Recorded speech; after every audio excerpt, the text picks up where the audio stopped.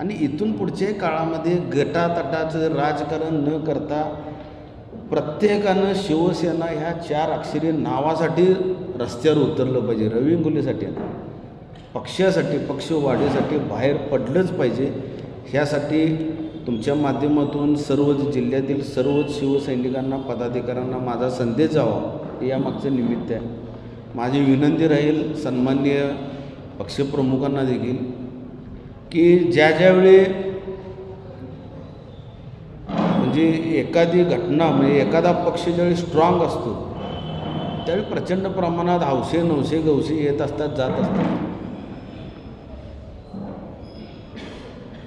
ज्यावेळी पक्षफुटीची घटना घडली त्या काळामध्ये देखील मी अगदी प्रामाणिकपणे सांगतो माझ्या बोलण्यावर विश्वास ठेवा किंवा तुम्ही लाईनवर कुणालाही घेतलं तरी चालेल पत्रकार बंधूंनी मीडियानं. माझा सक्का मेवना विरोधी पक्षात काम करतो शिंदे सेनेत. तो युवा सेनेचा पदाधिकारी. चुलत सासरे अमुक तमुक मी घरची सगळी जी होती मला मानसिक त्रास व्हायचा की हे सोडा काय गरज आहे तुम्हाला तिथं काय आहे.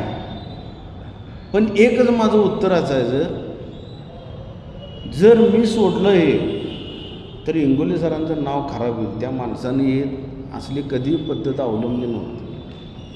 भले मला काय नाही मिळालं चालतं माझी गाडी माझ्याकडे आहे माझं घर माझ्याकडे आहे माझं नाव माझ्याकडे आहे. मला खायला अन्न जे काय लागतं माझ्या मित्रपरिवाराला सगळं माहिती आहे. मी एकदा आमचं रसामंडळ असतं त्यावेळी मी घरातनं डबा घेऊन येऊन माझ्या घरचं भाकरी चपाती जे काय असेल भाजी भाकरी खाऊन गप उठून जाणारा माणूस आहे. म्हणजे मला हेच पाहिजे मला तेच पाहिजे माझा असं तुम्ही शाही इतमामात सोय करा ह्यातलं मी कधी नव्हतो आणि कधी नसणार. म्हणजे सांगण्याचं तात्पर्य हेच की माझी गरज फार कमी आहे माझी भूक फार कमी आहे. ना आर्थिकतेची भूक जादा आहे ना राजकारणाची. जे मिळेल त्यात समाधान आणि संघर्षातून मोठं होणे माझं मी एक परम कर्तव्य समजतो. यासाठी आजची पत्रकार परिषद. घराघरामध्ये शिवसेना पोचावी. घर तिथे शिवसैनिक गाव तिथे शाखा आणि ज्या ठिकाणी राजकारण सुरू असेल त्या ठिकाणी शिवसेनेनं आवाज उठवावा. पदाधिकाऱ्यांनी ताकदीनं कामाला लागावं.